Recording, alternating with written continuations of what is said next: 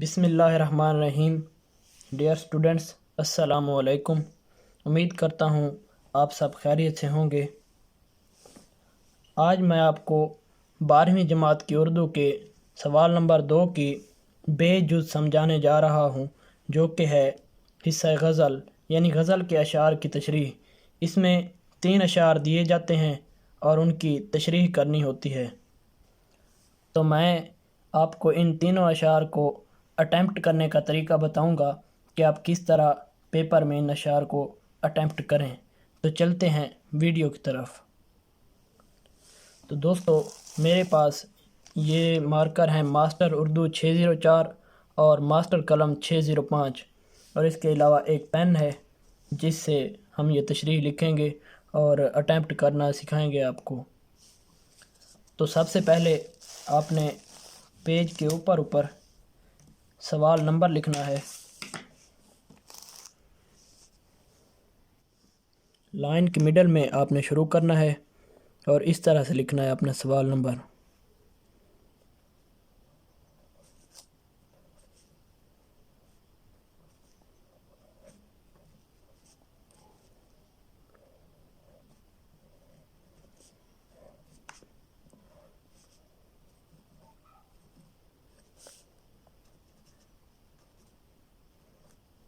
اس طرح سے سوال نمبر لکھنے کے بعد آپ نے دوسری مارکر کے ساتھ 2 لائنیں کھینچ دینی ہیں۔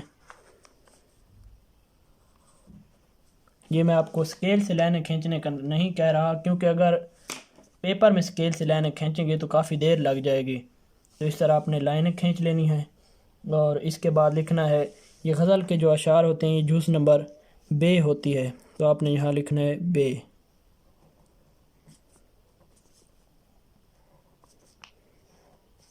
بے لکھنے کے بعد اس کے گرد آپ نے 2 لائنیں لگانی ہیں۔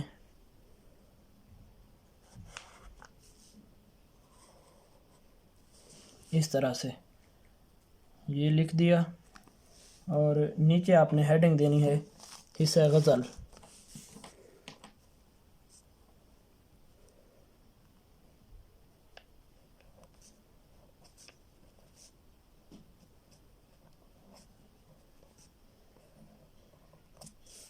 حصہ غزل لکھ دیا، اور اس کے بعد آپ نے لکھنا ہے شعر نمبر 1، یعنی یہ غزل میں 3 اشعار ہوتے ہیں اور ان کی تشریح جو ہے وہ آپ نے الگ الگ کرنی ہے۔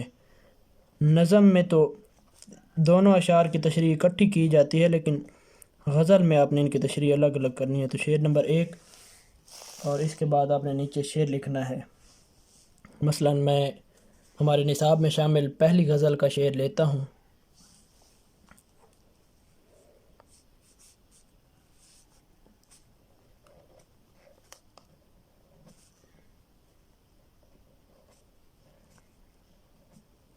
یہ پہلے 2 الفاظ لکھنے کے بعد آپ نے آگے ڈاٹڈ لائن سے شو کرنا ہے اور آخری 2 الفاظ لکھنے ہیں۔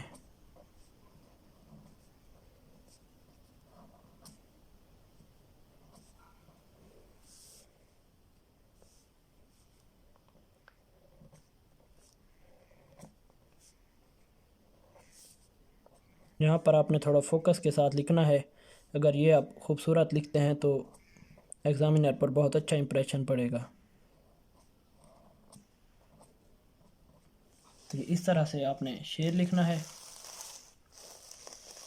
اور شعر لکھنے کے بعد نیچے آپ نے لکھنا ہے حوالہ اشعار۔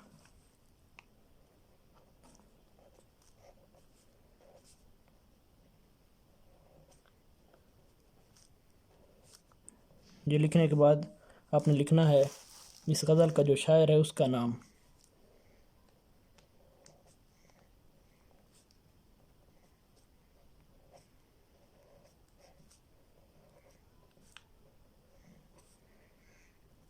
اور شاعر کا جو نام ہے اس کو لکھنے کے لیے آپ نے پین کا استعمال کرنا ہے۔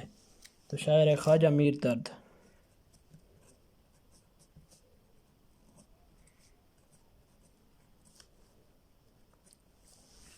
یہ دیکھیے اس طرح سے آپ نے لکھنا ہے، اور اس کے بعد آپ نے نیچے ایک لائن چھوڑ کر مفہوم لکھنا ہے۔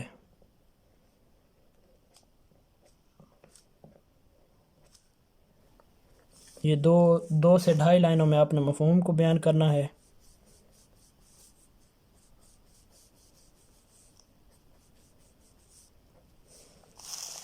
یہ مفہوم کو بیان کرنا ہے۔ مفہوم لکھنے کے بعد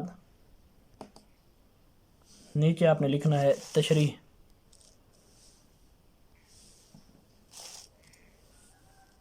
ایک لائن چھوڑ دینی ہے اور یہاں پر لکھنا ہے تشریح۔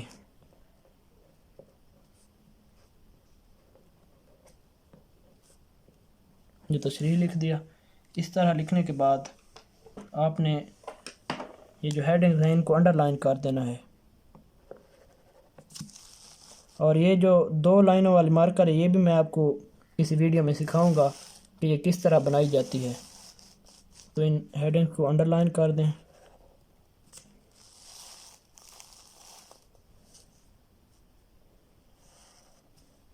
یہ دیکھیے اس طرح سے آپ نے ان کو انڈر لائن کر دینا ہے۔ مفہوم لکھنے کے بعد تشریح میں آپ نے یہاں پر لکھنا ہے مصنف کا تعارف، شاعر کا جو تعارف ہے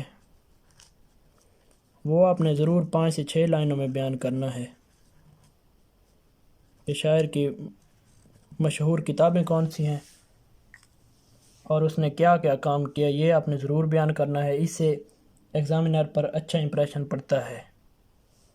اور جس طرح آپ نے اوپر لکھا ہے شعر نمبر 1، اسی طرح آپ نے نیچے لکھنا ہے شعر نمبر 2۔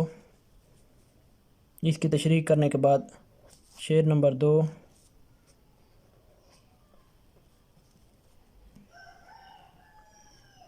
اور اسی طرح آپ نے نیچے شعر لکھ دینا ہے۔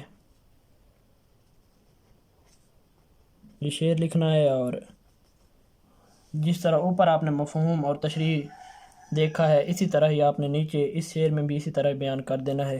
تو یہ آپ کا سوال مکمل ہو گیا، اور اس طرح آپ کا سوال ہی مکمل ہوتا ہے۔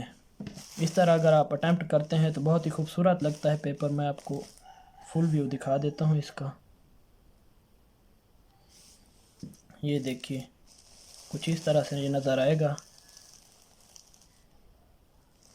امید کرتا ہوں آپ کو آج کی ویڈیو اچھی لگی ہوگی۔ اگر اچھی لگی ہو تو ہمارے چینل کو سبسکرائب کیجئے اور ویڈیو کو لائک کیجئے۔ ملتے ہیں اگلی ویڈیو میں۔ السلام علیکم۔